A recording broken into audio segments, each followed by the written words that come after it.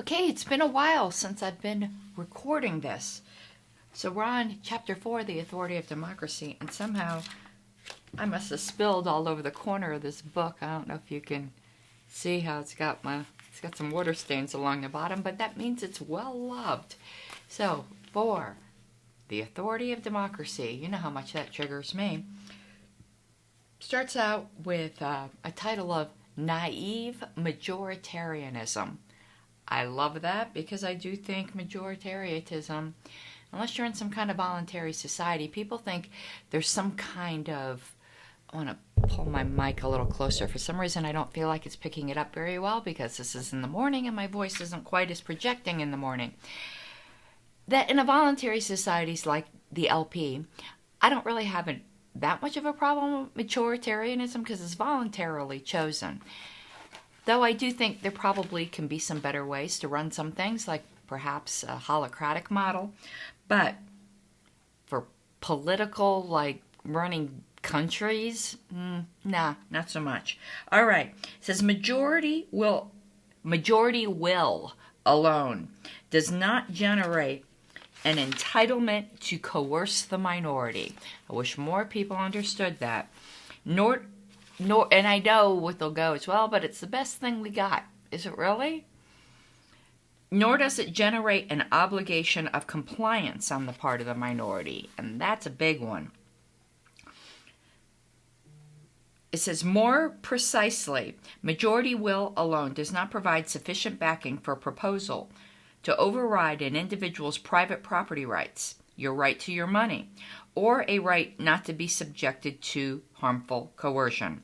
This sort of example places a dialectical burden on defenders of democratic authority, a burden of identifying some special circumstances that apply to the government that account for why, in the case of government, majority support alone provides adequate justification for coercion, even if it does not suffice for other agents. Because majority vote alone in any other circumstance, unless you've already agreed ahead of time, and, as they like to say in sexual congress, enthusiastic and continual agreement, it's not a sufficient authority. So, he continues, the idea of a deliberative democracy. And he speaks of a defender of the ideal of democracy that talks about certain conditions that can be made that do create this right on the part of government and this obligation on the part of individuals. And this person's name is Joshua Cohen. He says, according to Joshua Cohen, ideal democratic deliberation would have the following features. Number 1, participants take their deliberation to be capable of determining action and to be unconstrained by any prior norms. Well, that's a fantasy, but anyway, I think he is dealing with a hypothetical here. 2, participants offer reasons for their proposals with the correct expectation that those reasons alone will determine the fate of their proposals. And again, that's fantasy. I know that from being involved in the LP. 3, each participant has an equal voice. 4, the deliberation aims at consensus. However, if consensus cannot be achieved, the deliberation ends with voting. What does that have to do with political authority? In an ideal deliberative democracy, Cohen writes, citizens regard their basic institutions as legitimate, insofar as they establish the framework for free public deliberation. For them, free deliberation among equals is the basis of legitimacy. So, it says here he's not directly making a claim about what is a sound basis for political legitimacy, nor is he making a psychological or sociological claim about what actual people take to be a sound basis for legitimacy. Rather, he's stipulating that citizens in an ideal deliberative democracy, purely hypothetical, as I noted before, take deliberation as the basis for legitimacy. I will assume, however, that Cohen himself takes some suitable deliberative process to provide a sound basis for political legitimacy. So even though he doesn't directly make this claim, he actually is directly making this claim. Well, he's indirectly making it. How might democratic deliberation provide a basis for legitimacy? He does not explain. Perhaps the thought is that fairness, equality, and rationality of the decision-making procedure Cohen describes confers legitimacy on its outcomes. This is a tenuous argument. Why should we assume that any procedure, however good, offers or confers a content-independent, exclusive entitlement for the state to coerce people to comply with the decisions produced by that procedure? Very, very good question. There's a lot of question begging going on. So, next title or subtitle, Deliberative Democracy as a Fantasy. It says, actual people frequently regard themselves as bound by things other than the result of public deliberation. I like how he says actual people, because all of these political philosophers, they all deal in a lot of fantasy. For instance, some believe in natural law. Many believe in divinely mandated moral requirements. Some believe themselves bound by a constitution that was established long ago. According to Cohen's second condition, deliberation is reasoned, and that the parties to it are required to state their reasons for advancing proposals. They give reasons with the expectation that those reasons, and not, for example, their power, will settle the fate of their proposal. In an ideal deliberation, no force except that of the better argument is exercised. But you see how much question begging is in there. Like, before I even go on, because it's been a while since I read this chapter, because it took a while for me to record it, so I could forget what he's going to point out, but I can tell you what I see right away. Can your reasons ever be truly separated from your power? And the force of better arguments itself is such a loaded question. Better what? Better because it conforms to natural law? Better because it conforms to the law of whatever God of whatever religion that person may have? It says, deliberation, Cohen assures us, focuses debate on the common good. Well, who says that that's the better reason? But in reality, competing interest groups vie for control of political processes in the hopes of using state power for selfish gain. And there's a footnote here of another author that cites numerous cases. I think we could all cite numerous cases. The main point here is not that individual voters are selfish, but that selfish special interest groups influence voters. And I think that individual voters are in fact selfish, and I don't think that's always wrong.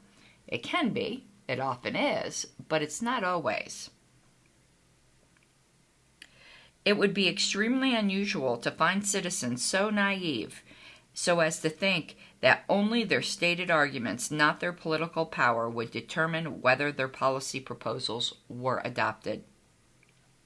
In any modern society, and then he goes on to say, of course, there's no actual society, not this fantasy society, in which all of these things are true.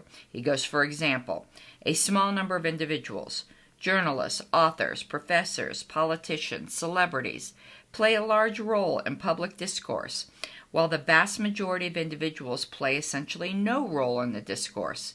The vast majority of people have no realistic opportunity to make their ideas heard beyond a tiny circle of acquaintances. Keeping an eye on the clock because I am getting ready to go to work.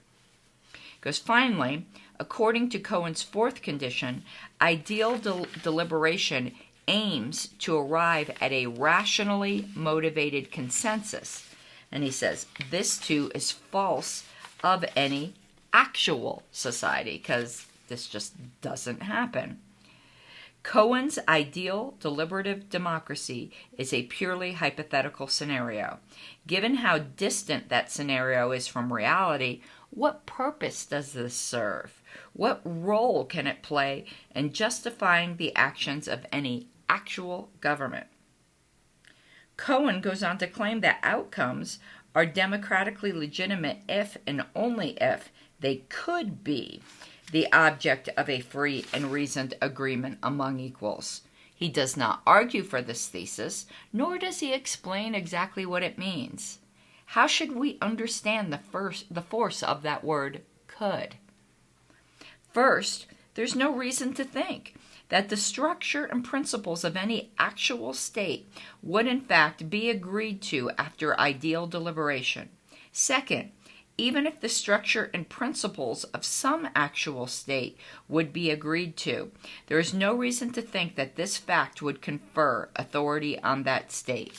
And the authors, it's not just Cohen, it's Cohen and Habermas. I wonder if that's Gary Habermas. I didn't look up the first name, because he's a religious philosopher that I used to read, Gary Habermas, at some time. I'm going to have to look that up. I didn't see in the footnote. Let me see if in the first footnote, no, it doesn't. It just says Cohen Habermas. I'm going to have to look that up. I'm really curious at this point. And the next subtitle is The Irrelevance of Deliberation. It says you have rights, because he talked about the hypothetical situation. You go out to eat, there's a certain number of people, there's a big bill, and the majority decides, you know what, you should pay the entire bill. Goes, is this just? Should you be obligated? And he says, no, clearly you have rights. In this case, a right to choose whether or how to spend your money, and a right to be free from harmful coercion, which are not negated or overridden by the mere fact that a decision to violate your rights was preceded by a fair and reasoned deliberative process. The fairness of the process does not enable it to somehow sidestep all pre-existing ethical entitlements and restrictions. Likewise, it is obscure how the sort of deliberation Cohen describes, even if it were to actually occur, would confer political legitimacy on the state. Individuals have a pre-existing prima facie right not to be subjected to coercion. Deliberation, however fair and reasoned, does not by itself eliminate that right. Reasons for overriding individual prima facie rights can of course be offered, and the offering of such reasons may be part of a deliberative process, but the deliberative process does not constitute a reason in itself for suspending individuals' prima facie rights. And that's all we're going to get to today. You know, I like to record for about 10 to 13 minutes, and we are right at there, and we still got a little bit of ways to go. It'll be one more recording before we finish that chapter, which I hope to do tonight, but if you see a costume change, that means I didn't. Okay, so there's not a costume change, so we are finishing this at the end of the same day. I need to be more centered. In many ways, more than one. All right, the next major title here is Equality and Authority, with the subtitle, The Argument from Equality. It says, I now turn to what may be the best developed argument for the claim that the democratic process confers political authority. The central idea is that we have a general obligation to treat other members of our society as equals, and that this requires respecting democratically made decisions. Does it really now? Okay. So, he now goes on to another author by the name of Thomas Cristiano, who we shall just refer to as Cristiano. Cristiano says, 1. Individuals are obligated to treat other members of their society as equals and not to treat them as inferiors. 2. To treat others as equals and not as inferiors, one must obey democratic laws. 3. Therefore, individuals are obligated to obey democratic laws. Boy, there's a lot of problems there, at least from a libertarian point of view, but let's just leave it alone for now. So he says, he goes, why should anyone accept premise number 2? Well, first let's go to premise number 1. Why should we accept that? And he says Cristiano argues we must accept that because justice requires giving each person his due and treating like cases alike. Absolutely agreed. All members of one society have equal moral status. Agreed. That does not mean they're equal in all areas, though, including judgment. And I don't mean judgment as in giving them justice. I mean their personal judgment, their decision-making. 3, therefore, justice requires treating other members of one society as equals. Yeah, in that limited circumstance. Okay, 2. I mean, just for instance, you're looking at 3 women. They're not all equally beautiful or equally ugly.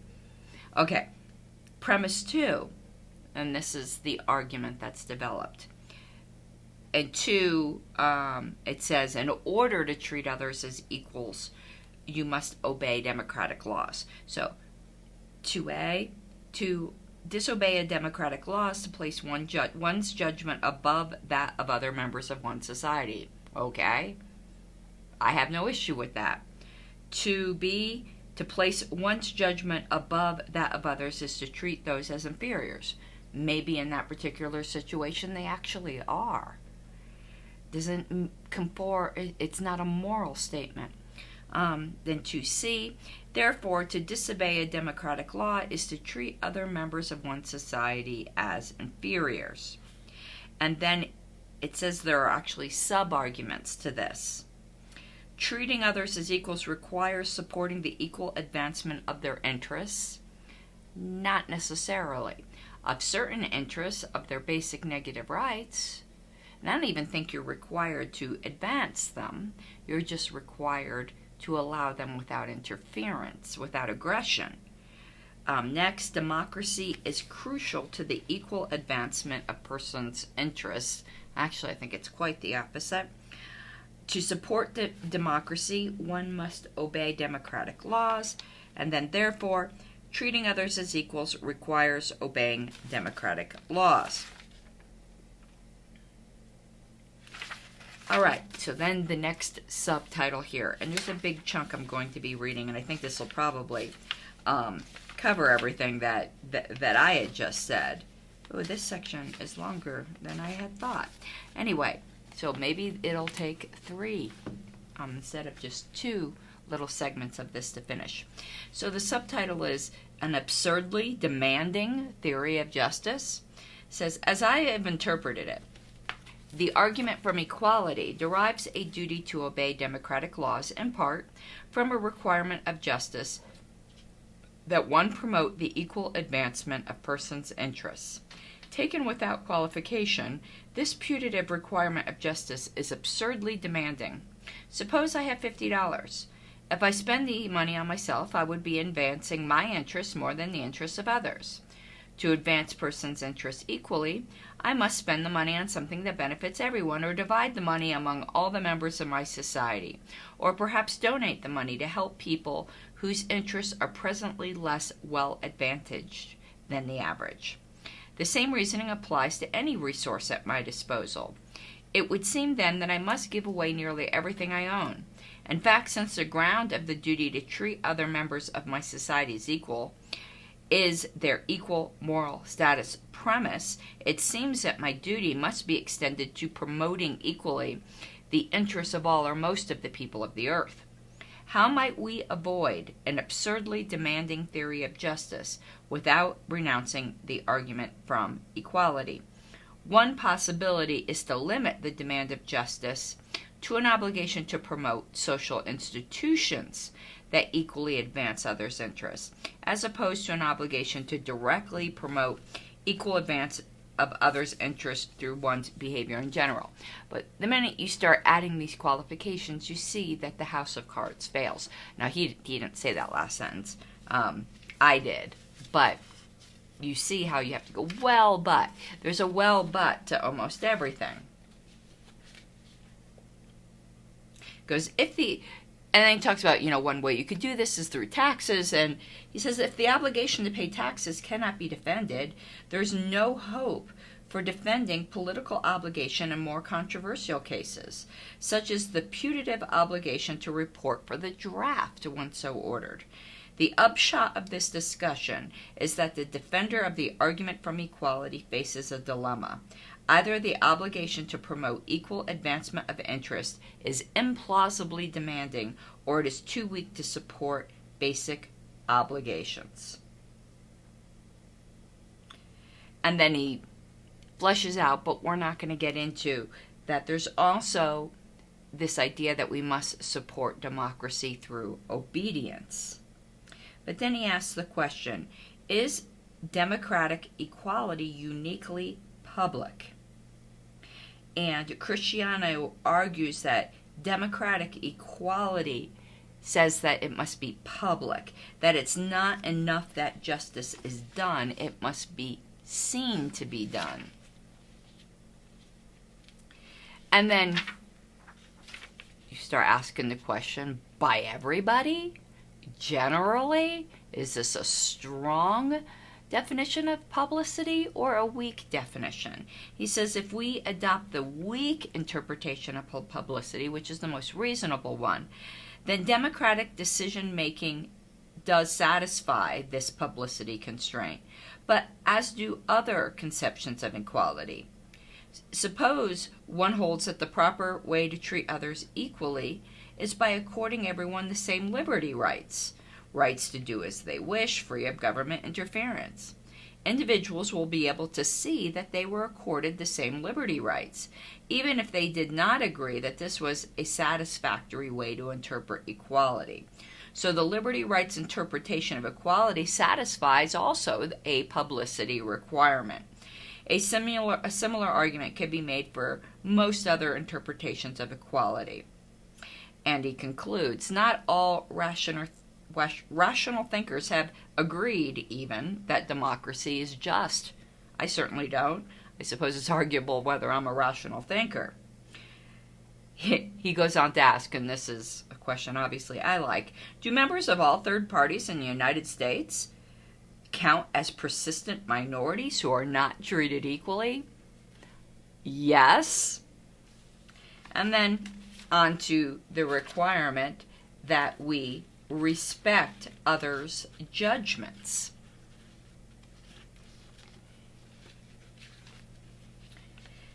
He says this presumably depends upon whether others are in fact unequal to oneself in these respects, or whether one is justified in believing that they are. As I said, people have different knowledge, different experiences. We may be equally morally, as a religious person, we may be equal before God, but we do not all have equal judgments. Justice does not demand that we refrain from treating other persons as having some characteristic that we justifiably and correctly take them to have. In violating a democratic law, one may well be treating others as though they were epistemic inferiors, in the sense of persons with less reliable normative beliefs in a particular area. But there is nothing unjust in this, as is very often the case, and we all know this to be true. All right, we are at the 10-minute mark, so I underestimated. The next one probably will not take 10 minutes. I could probably, finish it right here, but there's some good chunks of text that I would like to go through, so this will definitely be finished tomorrow. Okay, hopefully this will be the last installment of doing this chapter. And look who I'm wearing. Not wearing any pants, but you don't get to see that. Okay, let me find where I wanted to start. Okay, so with the subheading coercion and treating others as inferiors. So it says, when one violates a democratic law, one treats others as inferiors in an epistemic sense. And I think that's perfectly reasonable. But there are other more serious ways of treating other persons as inferiors. Of course, treating them as if they didn't have the same amount of human rights. And hopefully you can still hear my voice. If a person does not agree with some plan, for example, attempting to obtain that person's cooperation through threats of violence is normally an extremely disrespectful approach, to put it mildly, fundamentally incompatible with treating that person as an equal. Isn't that a definition, though, of politics today? To return to an earlier example, you have gone out for drinks with some colleagues and students, and one of the students has proposed that you pay for everyone's drinks. Over your protest, the other parties at the table vote to have you pay for the drinks. You tell them you will not agree to do so. They then inform you that if you do not pay, they intend to punish you by locking you in a room for some time, and that they are prepared to take you by force. Apart from the fact that you definitely need some new drinking partners, what can be said about this scenario? Who in this scenario is doing an injustice to whom? Who is treating whom as an inferior? One might argue that by rejecting the decision of the other persons at the table, you are placing your will or normative judgment above that of the other members of the group. They all think you should pay, and there are more of them than there are of you. So who are you to disagree? You must think you are some sort of godlike being whose wishes take precedence over the wishes of several other people. But that argument rings hollow. Surely it is the behavior of your colleagues and students that is disrespectful of you rather than the other way around. It is they who are unjustly setting themselves up as your superiors by using threats of punishment and physical force to obtain your cooperation with their plan. True. The point here is that it is impossible to justify political authority if the moral principle that is supposed to generate political obligation also rules out political authority. They have to be compatible with each other. In this case, the principle is that justice prohibits treating others as inferiors. If this shows the existence of an obligation to obey democratic laws, it shows much more clearly the illegitimacy of most of those laws in the first place. Since political authority requires both political obligation and political legitimacy, it seems that political authority, at least in the instance he just described, is impossible. I would think always impossible, but I'm just trying to be fair here. One might still worry that the bar tab example trades on the apparent unfairness of the student's proposal, and that our intuitions would change if the group had voted for an essentially fair and equitable way of paying the bar tab. And I think that is a valid objection. We often use these really extreme examples. But advocates of democratic authority explicitly claim that one must comply with a democratic decision regardless of whether the decision is in of itself just. I would say they actually will not even concede that it's unjust. The fact that it's democratic makes it just by definition. That's what they would say. I don't, obviously. Hence, it is perfectly appropriate to consider a hypothetical in which the majority votes for an unfair plan, as in the bar tab case. So, next, from obligation to legitimacy, question mark? The argument from equality faces serious difficulties in accounting for political obligation. But even if we could account for political obligation, there would still remain the challenge of accounting for political legitimacy, the state's right to rule by coercively imposing rules on society. Cristiano explains the origin of this right as follows. The Democratic Assembly has a right to rule since one treats its members unjustly if one ignores or skirts its decisions. I'm just going to comment here. That is just a big whopping ipse dixit. Each citizen has a right to one's obedience, and therefore the assembly as a whole has a right to one's obedience. And goose egg, false. So we're skipping over a few pages because he just drives home this point, and I think we got it. But I like the summary statement. Not every duty is appropriately enforced through coercion. So even if you can prove some kind of duty, it still doesn't give you a right to coerce. So I'm going to read in full the conclusion of this chapter. Relatively speaking, democracy is admirable. Just let my face say it all. In large and obvious ways, it is superior to all other known forms of government. That may, in fact, be slightly true if we're talking about all other forms of state government.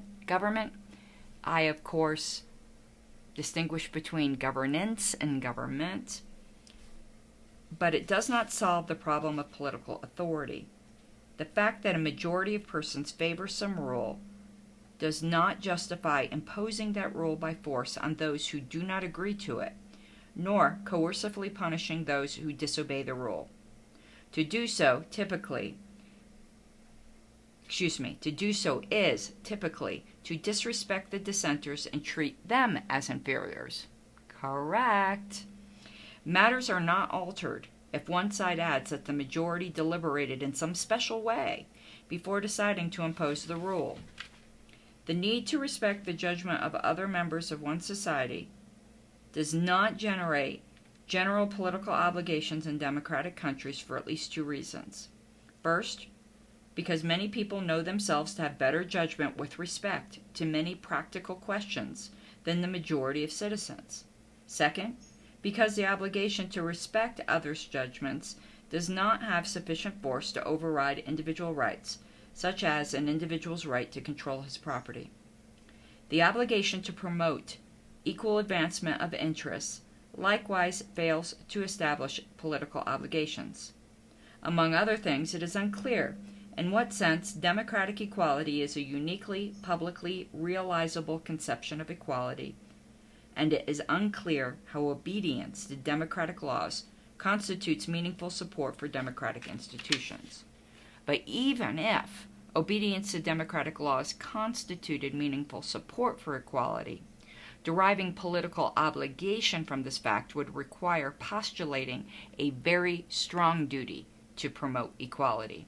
Such a strong duty would most likely entail implausible demands requiring one to virtually devote one's life to promoting equality. In the end, democratic authorization can account for neither the obligation to obey the law nor the right to impose the law on unwilling persons by force. Okay, that's it for Chapter 4. We're going to move on to Chapter 5, not right now, but as I do, I'm giving you a preview. So Chapter 5 is called Consequentialism and Fairness, and I think this is where a lot of people go. And let's see how many pages that is as we do. These chapters have seemed to have been pretty much the same size, and I like that. That's what she said. It goes for 20 pages. And what was the last one? I'm doing just Wayne. Say, Wayne, please shut the door. The door was open. I left it open for you, but now that you're here, you can shut it. I'm just finishing up a little book thing. So the last one was just about 20 pages too. All right, so that'll be the next one we'll do, and that is it for this time.